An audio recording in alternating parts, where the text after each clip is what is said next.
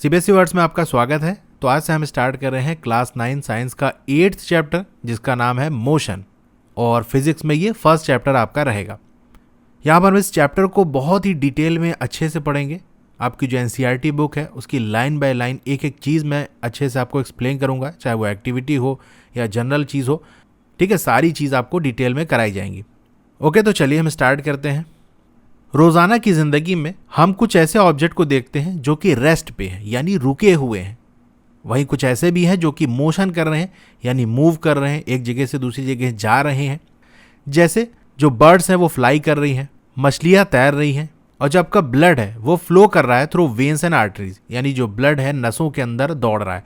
Veins वो नस होती है जो पूरी बॉडी से ब्लड लेके हार्ट की तरफ ले आती है, ठीक है। और आर्टरीज वो नसें होती हैं जो हार्ट से ब्लड लेके पूरी बॉडी में पहुंचाती है। हार्ट क्या करता है आपका? पंप का काम करता है ना, ठीक है। तो आप समझ गए, जो ब्लड नसों के अंदर दौड़ रहा है, जो कार मूव कर रही है, ठीक है। एटम्स, मॉलिक्यूल्स, प्लैनेट, स्टार्स और जो गैलेक्सीज है, ये सारी चीज क्या है? मोशन में है, यानी किसी न किसी तरीके से मूव कर रही है। वी ऑफन परसीव का मतलब होता है समझना, यानी हम अक्सर ये समझ लेते हैं कि कोई भी ऑब्जेक्ट अगर मोशन में है तो इसका मतलब उसकी जो पोजीशन है वो चेंज हो रही है टाइम के साथ। यानी कहने का मतलब ये है, कोई बॉक्स है वो यहाँ पर रखा हुआ है, थोड़ी देर बाद यहाँ रखा हुआ है, ठीक है। अभी आपने देखा था, उसके 10 सेकंड के बाद आपने देखा वो यहाँ पहुँच गया, तो आप कहोगे इसका मतलब इसकी पोजीशन चेंज हुई है, यानी इसका मतलब ये मूव किया होगा, ठीक है, इसमें मोशन हुआ है। तो हम ये समझते हैं कि कोई चीज़ मोशन में है, इसका मतलब उसकी जो पोजीशन है, उसकी जो जगह है वो टाइम के हिसाब से बदल ली। अभी यहाँ था, फिर वहाँ पहुँच गया, थोड़ी देर बाद वहाँ पहुँच गया, ठीक है। तो हम कहेंगे ये चीज़ मोशन में है। लेकिन ऐसी भी सिचुएशन होती है जहाँ पर जो मोशन है इज़ इन्फर्ड का मतलब अंदाज़ा लगाना, अनुमान लगाना। यानी ऐसी भी सिचुएशन होती है जहाँ मोशन का हम अंदाज़ा लगाते हैं थ्रू इनडायरेक्ट एविडेंसेस। एविडेंस मतलब सबूत, इनडायरेक्ट सबूत, यानी डायरेक्ट हमको देखने से नहीं लग रहा कोई चीज़ मोशन में है, मूव कर रही है, उसकी पोजीशन चेंज हो रही है। इनडायरेक्टली हमें पता चल रहा है कि वो चीज़ मोशन में है। चलिए एग्जाम्पल से देखते हैं तो आपको चीज़ समझ में आएगी, ठीक है। For example, we infer the motion of air by observing the movement of the dust and, यानी हम एयर के मोशन को हम कैसे कहते हैं? हम कहते हैं हवा चल रही है, तो हमको हवा दिखाई पड़ती है क्या? अरे अभी यहाँ पर हवा थी, अब वहाँ पहुँच गई, अब वहाँ पहुँच गई, इस तरह से हम नहीं कहते ना। हवा हमको मूव करते हुए बाकायदा नहीं दिखाई पड़ती। जैसे कार हमको दिखती है ना कि अभी यहाँ थी, ऐसे जा रही है, लेकिन हवा तो हमको चलते हुए नहीं दिखती। तो हवा चल रही है हम कैसे कहते हैं? हम देखते हैं अगर धूल उड़ रही है, ठीक है, डस्ट हो गया, पत्तियाँ हिल रही हैं, जो डालें हैं पेड़ की अगर वो हिल रही हैं तो हम कहते हैं हवा चल रही है। हम ऐसे देखते हैं ना, यार देखो पेड़ की पत्ती नहीं हिल रही, यानी हवा नहीं चल रही। और अगर पेड़ हिल रहा होता है, धूल उड़ रही होती है, तो हम कहते हैं हवा चल रही है। तो डायरेक्टली हमको देखने से नहीं पता चल रहा, लेकिन इनडायरेक्टली हमें ये पता चल रहा है कि हवा भी चल रही है, यानी एयर भी मूव कर रही है, एयर का भी मोशन हो रहा है। क्या चीज़ सनराइज कराती है, यानी सूरज का निकलना और सूरज का डूबना और मौसम का बदलना, ये क्या चीज़ कराती है? कैसे होता है ये? क्या ये मोशन ऑफ अर्थ की वजह से है? यानी अर्थ भी, हमारी जो पृथ्वी है वो भी मोशन कर रही है, ठीक है, अपनी जगह पर भी घूम रही है और सूरज के चारों तरफ भी घूम रही है। क्या इस वजह से है? अगर ये सही है, why don't we directly perceive the motion of earth? तो हम डायरेक्टली, हमें पता क्यों नहीं चलता अर्थ का मोशन? ये हमारे सामने सवाल है। तो आपने पहले ये पढ़ा होगा कि जो मौसम का बदलना होता है, सूरज का निकलना डूबना, आई थिंक क्लास 6 ज्योग्राफी में, कि ये सब किसकी वजह से होता है? अर्थ के मोशन की वजह से होता है। अभी हम उतनी डिटेल में नहीं जा सकते कि कैसे होता है, लेकिन ये चीज़ आप याद रखना कि जो सनराइज, सनसेट या सीजन का चेंज होना, ये अर्थ के मोशन की वजह से होता है। अब रहा इस बात का सवाल कि हमें क्यों नहीं एहसास होता कि अर्थ मूव कर रही है। भाई गाड़ी पर बैठोगे तो आपको पता चलता है ना, हाँ गाड़ी मूव कर रही है, अंदाज़ा लगता है, लेकिन जो हमारी अर्थ है वो घूम रही है, उसका हमें क्यों नहीं पता चलता? तो भाई इसलिए नहीं पता चलता क्योंकि देखो अर्थ हमेशा से घूम रही है, जब से आप पैदा हुए तब से वो घूम रही है, और उसकी जो स्पीड है घूमने की वो कांस्टेंट है। अगर कोई चीज़ रुकती है, स्पीड उसकी कम ज़्यादा होती है, तो हमको पता चलता है। जैसे मान लो एक बार की स्पीड तेज़ हुई तो हमें झटका लगेगा, या स्पीड धीरे हुई तो हमको झटका लगेगा। गाड़ी चलती है, रुकती है, तो उसका एहसास होता है, तो हमको पता चलता है कि हाँ भाई कोई चीज़ मूव कर रही है। लेकिन अर्थ के साथ ऐसा नहीं है। और दूसरी बात, कोई अर्थ हमारे सड़क पर तो चल नहीं रही है कि गड्ढा आ गया उछल गई, वो तो हवा के अंदर, मतलब स्पेस के अंदर वो एक तरह से फ्लोट कर रही है, तैर रही है। अब ऐसे समझ लो कि मान लो आप ऐसी गाड़ी के अंदर बैठे हो, चारों तरफ से सब कुछ बंद है, आप बाहर कुछ नहीं देख सकते, और इतनी स्मूथ रोड पे चल रही है कि ज़रा से भी आपको झटका नहीं लग रहा है और उसका इंजन ऐसा है कि बिल्कुल भी आवाज़ नहीं कर रहा है, बिल्कुल भी वाइब्रेशन नहीं कर रहा है, तो अगर गाड़ी चल रही होगी तो आप पता नहीं कर सकते क्योंकि बाहर सब कुछ बंद है। खिड़की से देख लो कि हाँ मूव कर रही है कि नहीं।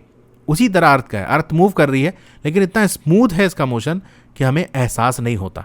ठीक है, कोई भी ऑब्जेक्ट ऐसा लग सकता है कि वो मूव कर रहा है किसी बंदे के लिए, वही चीज़ दूसरे बंदे के लिए स्टेशनरी हो। यानी एक बंदे के लिए वो चीज़, कोई चीज़ है मान लो, ठीक है, एक बंदे के लिए एक बंदा देख रहा है और कह रहा है ये मूव कर रही है, वहीं दूसरा बंदा उसी चीज़ को देख रहा है और कह रहा है नहीं ये तो रुकी हुई है। जैसे जो पैसेंजर हैं, जो सवारी है बस के अंदर मूव कर रही है, उनके लिए जो रोड साइड वाले ट्री है, ठीक है, सड़क के किनारे जो ट्रीज लगे हैं, वो ऐसा लगेगा देखने से कि वो पीछे की तरफ मूव कर रहे हैं। ठीक है, वहीं एक बंदा है जो कि सड़क किनारे खड़ा हुआ है, वो ये समझेगा कि जो बस है और उसके अंदर जो पैसेंजर हैं, जो सवारी है, वो मूव कर रही है। हालांकि जो पैसेंजर बस के अंदर हैं वो अपने साथ सवारी करने वाले पैसेंजर को ये समझेंगे कि वो रेस्ट पे है, रुके हुए हैं। अब इन ऑब्जर्वेशन से क्या इंडिकेट होता है, चलिए मैं थोड़ा सा इस चीज़ को समझाता हूँ, इस पैराग्राफ में क्या कहा गया है। अब जैसे मान लो एक बस है यहाँ पर, ठीक है, इसके अंदर A, B और C 3 बंदे बैठे हुए हैं और यहाँ पर एक ट्री है। ठीक है, बहुत ही बेकार सा ट्री है पर ठीक है, चलो कुछ तो बने। और यहाँ पर एक बंदा खड़ा हुआ है। ठीक है, क्या बन गया ये, चलो ठीक है, ये बंदा खड़ा है। अब इस बंदे के लिए ये ट्री तो रुका हुआ है भाई, जब तक ये यहाँ पर खड़ा रहेगा इसके और ट्री के बीच में कोई डिस्टेंस नहीं बदल रही है, तो इस बंदे के लिए ये ट्री क्या है, स्टेशनरी है, रुका हुआ है। लेकिन जो बस के अंदर ट्रेवल कर रहे हैं उनके लिए ट्री रुका नहीं हुआ है। कैसे, मैं इसे समझाता हूँ। देखो, इस ए बंदे की हम बात कर लें तो ए बंदे को ट्री कैसे दिखाई पड़ेगा, वो ऐसे देखेगा कि भाई ट्री यहाँ पर है। ठीक है, ये पोजीशन पे देखेगा।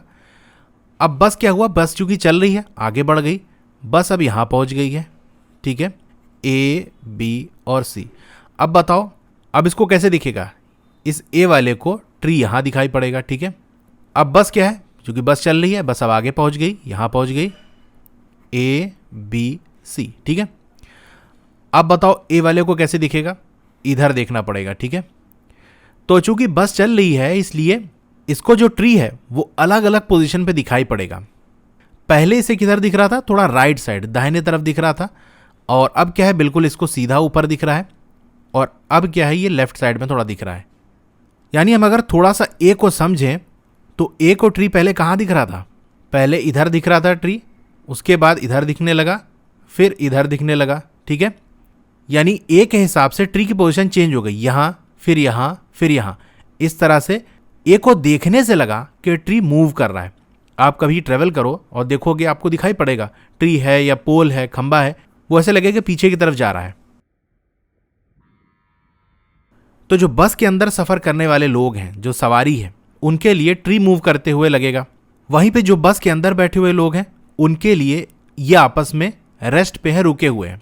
क्योंकि तीनों कंडीशन देखो, ये वाली कंडीशन देखो, यहाँ A, B, C उनकी दूरी बराबर है, यहाँ भी A, B, C उसी जगह पर है, और यहाँ भी A, B, C उसी जगह पर है। ठीक है, बस कहीं भी चली जाए इनके बीच की दूरी नहीं बदल रही। ठीक है, अब बहुत से ऐसे मोशन है जो कि बहुत कॉम्प्लेक्स है, यानी बहुत ही तामझाम वाले। कुछ ऑब्जेक्ट हैं जो स्ट्रेट लाइन में मूव कर सकते हैं सीधा, जैसा कि आप एनिमेशन में देख रहे हो। वहीं कुछ ऐसे हैं जो गोल गोल घूम रहे हैं, ठीक है, सर्कुलर पाथ में गोल गोल चक्कर लगा रहे हैं। कुछ है जो रोटेट कर रहे हैं, रोटेट के मतलब अपनी जगह पर वो घूम रहा है, जैसे फैन आपका होता है। और कुछ ऐसे हैं जो कि वाइब्रेट कर रहे हैं। ठीक है, वाइब्रेशन भी एक तरह का मोशन है। वाइब्रेशन में क्या होता है, बहुत थोड़ा सा अपनी जगह से कोई चीज़ हटती है और बहुत तेज़ी से अपनी पोजीशन बदल रही होती है। ठीक है, जो डिस्टेंस वो कवर करती है, जो दूरी वो तय करती है, वो बहुत छोटी होती है, लेकिन बहुत जल्दी जल्दी अपनी पोजीशन बदल रही है। जैसे आप एनिमेशन में देख सकते हो, ऊपर नीचे दाएं बाएं किसी भी डायरेक्शन में वो बहुत तेज़ी से मूव कर रही है, छोटी डिस्टेंस, तो हम कहते हैं वो वाइब्रेशन है। तो मोशन किसी भी तरह का हो सकता है। ऐसी सिचुएशन भी हो सकती है जहाँ पर इन सब का कॉम्बिनेशन हो जाए। ठीक है, कोई चीज़ स्ट्रेट लाइन में मूव कर रही है, जैसे हम गाड़ी चलाते हैं भाई, सीधे जा रहे हैं, फिर गोल घूम गए, फिर स्टंट दिखाने लगे तो उसी में नचाने लगे। ठीक है, इस चैप्टर के अंदर हम सबसे पहले सीखेंगे कि मोशन को कैसे डिस्क्राइब करते हैं, जो कि मोशन आपका, जो कि ऑब्जेक्ट स्ट्रेट लाइन में मूव कर रहा है। ठीक है, सीधे सीधे कोई चीज़ मूव कर रही है तो उसके मोशन को हम कैसे डिस्क्राइब करते हैं और कैसे उन मोशंस को सिंपल इक्वेशन के ज़रिए और ग्राफ के ज़रिए एक्सप्रेस करते हैं, दिखाते हैं। बाद में हम थोड़ा सा सर्कुलर मोशन के बारे में भी देख लेंगे। ठीक है, अब यहाँ पर एक एक्टिविटी है, एक्टिविटी 8.1। यहाँ पर आपको डिस्कस करना है कि आपके जो वॉल है क्लासरूम की वो रेस्ट पे है मोशन में। सीधी सी बात है यार, रेस्ट पे है, आपके हिसाब से तो रेस्ट पे ही है, क्योंकि क्लास की जो वॉल है, दीवार है, वो कहीं मूव तो कर नहीं रही है, ठीक है, तो वो रेस्ट पे है। एक्टिविटी 8.2 हम देख लेते हैं। यहाँ ये कह रहा है क्या कभी आपने एक्सपीरियंस किया कि जो ट्रेन जिस पे आप बैठे हो वो आपको मूव करती हुए लगे जबकि वो रुकी हुई हो, ठीक है, यानी ट्रेन रुकी हुई है लेकिन आपको ऐसा लग रहा है कि ट्रेन मूव कर रही है। क्या कभी आपके साथ ऐसा हुआ है? भाई मेरे साथ तो ऐसा नहीं हुआ, लेकिन हाँ ऐसा ज़रूर हुआ है कि ट्रेन मूव करने लगी और लगा कि हाँ ट्रेन रुकी हुई है। तो अगर ऐसा हुआ है तो अपना एक्सपीरियंस शेयर करो। अब चलिए थोड़ा सा हम थिंक एंड एक्ट देख लेते हैं। कभी कभी क्या होता है कि हम इंडेंजर्ड मतलब खतरे में आ जाना, तो कभी कभी हम खतरे में आ जाते हैं भाई motion of object around us, यानी कुछ ऑब्जेक्ट ऐसे होते हैं जिनकी मोशन की वजह से हमें खतरे में आ जाते हैं। खास तौर से जब ये मोशन क्या हो, इरेटिक का मतलब इरेगुलर, एबनॉर्मल, यानी मतलब कैसे भी मूव कर रहा है, उसका कोई डायरेक्शन समझ में नहीं आ रहा है, उसका कोई स्पीड नहीं समझ में आ रही, कब स्पीड बढ़ जा रही है, घट जा रही है, कब डायरेक्शन कहाँ हो जा रहा है, ठीक है, तो उसे हम इरेटिक कहते हैं, ठीक है। और अनकंट्रोल यानी उस मोशन को हम कंट्रोल नहीं कर सकते। जैसा कि हम ऑब्जर्व करते हैं फ्लडेड रिवर, यानी बाढ़ जब आती है, देखो पानी कहीं भी इधर उधर घुसने लगता है, ठीक है, इरेटिक सा होता है, कोई नॉर्मल नहीं है, कब पानी की रफ्तार तेज़ हो जाए, कब कहाँ घुस जाए, और उसे हम कंट्रोल नहीं कर सकते कि हाँ हम बाढ़ के पानी को कंट्रोल कर लें। आपका हरिकेन हो गया, हरिकेन क्या होता है, टॉर्नेडो जैसे आपने सुना होगा, जो तूफान आता है गोल गोल घूमता है ना, वो एक टॉर्नेडो छोटे लेवल का होता है, जो हरिकेन होता है वो बड़े लेवल का होता है, बहुत बड़ा जो तूफान आता है वो हरिकेन कहते हैं, ठीक है, गोल गोल ऐसे होता है। और जो आपका सुनामी होता है, ये सब क्या है, ये कैसे मोशन, ये भी तो मूव कर रहे हैं ना, पानी की लहर उठ रही है, मोशन कर रही है, बाढ़ आ रही है तो उसका पानी मूव कर रहा है, तो ये एक ऐसा मोशन है जो इरेटिक है, नॉर्मल नहीं है और अनकंट्रोल, उसे हम कंट्रोल नहीं कर सकते। वहीं दूसरी तरफ जो कंट्रोल्ड मोशन है, यानी मोशन को कंट्रोल करना, ये एक तरह से सर्विस देती है ह्यूमन बींग को, यानी इंसान मोशन को कंट्रोल करके फ़ायदा उठा सकता है।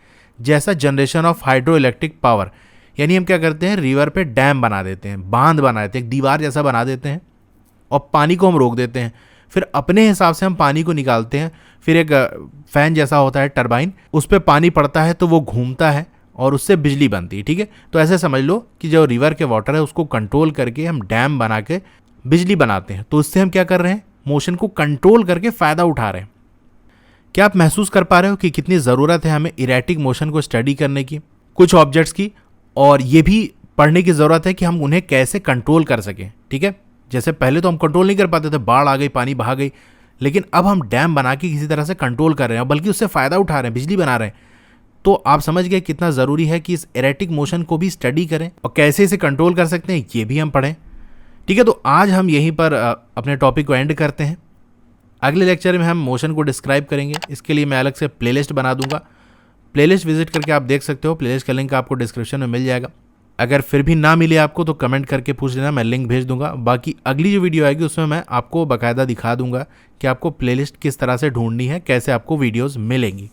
Okay, thank you.